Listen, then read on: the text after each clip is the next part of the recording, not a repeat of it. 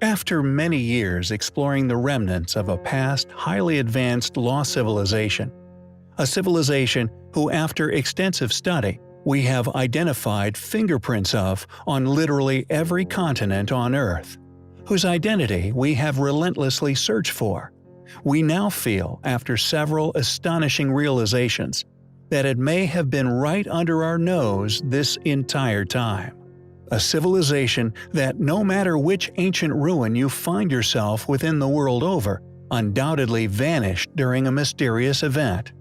coming to an untimely demise at the hands of a possible cataclysm, with many theories surrounding a great flood of biblical proportions. As most of you will be aware, there exists legends of a mysterious civilization, which seemingly shares these rumors of demise, yet the connection between them, as far as the general population is aware, has never been made.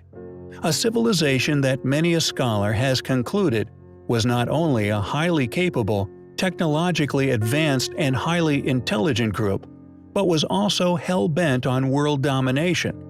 This civilization is most commonly known as the Atlanteans. Illogically, however, regardless of the immense study of this group traveling far and wide in pursuit of this world control, we have only ever been told of them existing upon a single mystical continent, a place that has been searched for by countless people for over 2,500 years. Yet, predictably, academia staunchly deny any existence of this past culture, or indeed its influence upon a now lost part of human civilization. However, we feel this is a clue which will support our following assertions. Researchers and scholars worldwide have discussed Atlantis for many years, proposing a number of theories and personal opinions as to its past location. A theory of a single continental inhabitation we now feel has been a successful red herring, leading many a talented investigator down an inevitable dead end. Ken Feder, professor in archaeology, however, suggested several things regarding Atlantis in his book Frauds, Myths, and Mysteries: Science and Pseudoscience in Archaeology. Professor Ken suggested, as a result of extensive exhaustive study, that the Atlanteans were incredibly sophisticated, yet perceived as an evil culture that attempted to dominate the world by force.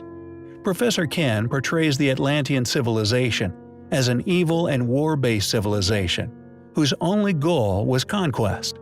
a hypothesis we feel we can not only support, but extend upon with a large volume of our own research.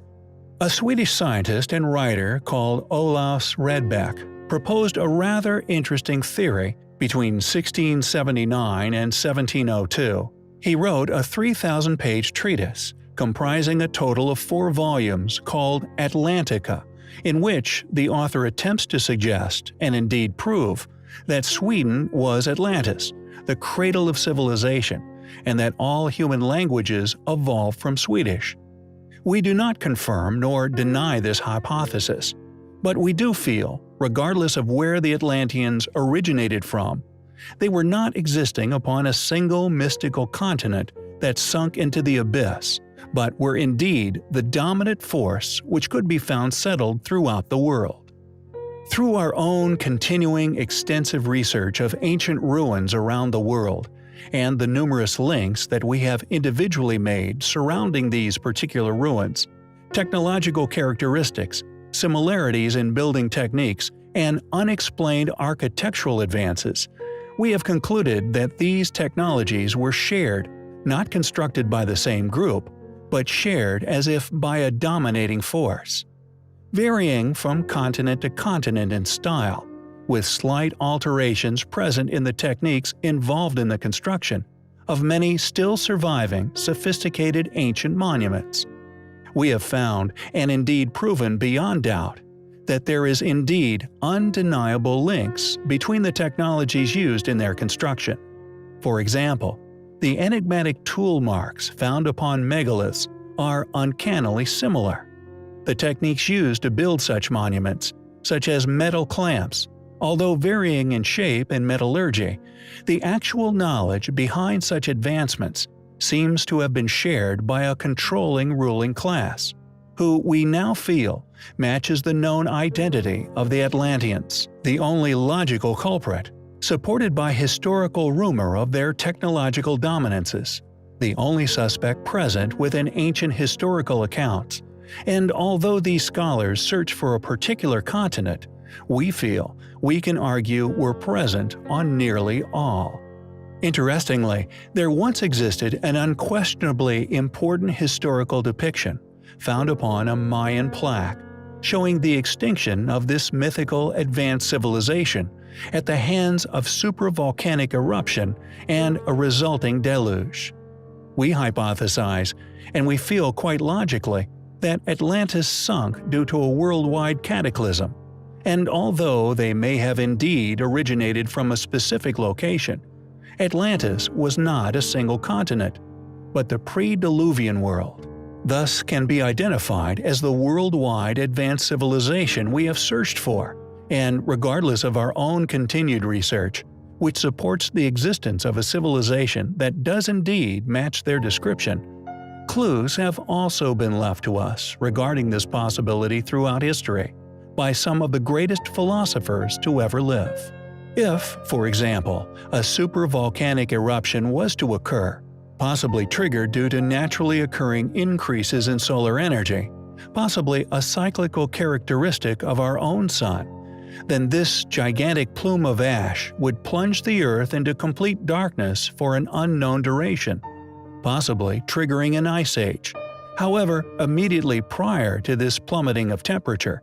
a dramatic increase in worldwide temperature would be experienced due to this belch of volcanic activity. This dramatic rise in global temperature would melt the ice caps at an incredible pace, flooding the Earth and thus giving birth to the legends of the sinking of Atlantis and indeed the biblical flood.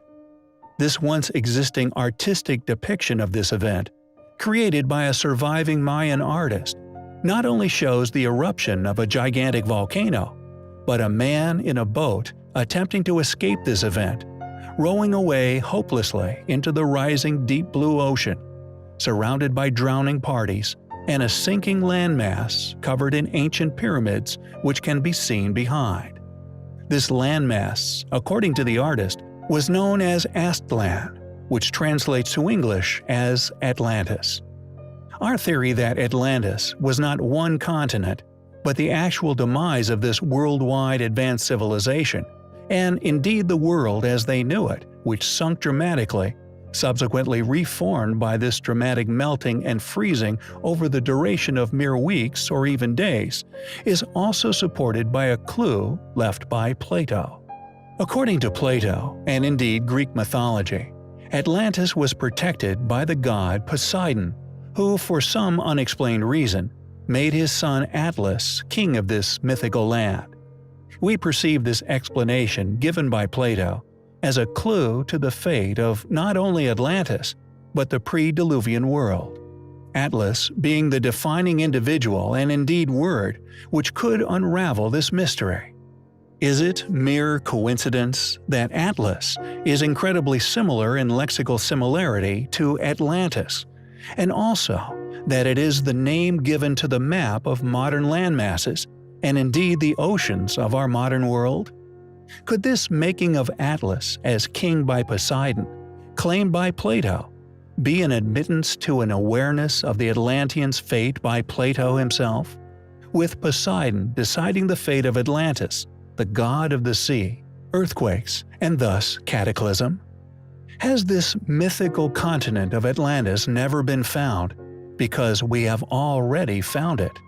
Proof of their existence, and indeed inhabited landmasses, being all the existing advanced ancient ruins we so often cover here on our channel, which escape explanation, surviving above the waves. Not only has the ancient pyramids been found to have once been submerged under several meters of seawater, but countless other ruins we have covered also share this intriguing characteristic. Are we looking at the past existence of the Atlanteans every time we explore an as yet unexplained advanced ancient ruin? The instructors of these ruins, the font of this knowledge, having been the Atlanteans themselves, who, just like the legends tell of, met their untimely demise at the hands of a great deluge. We find the evidence to suggest such highly compelling.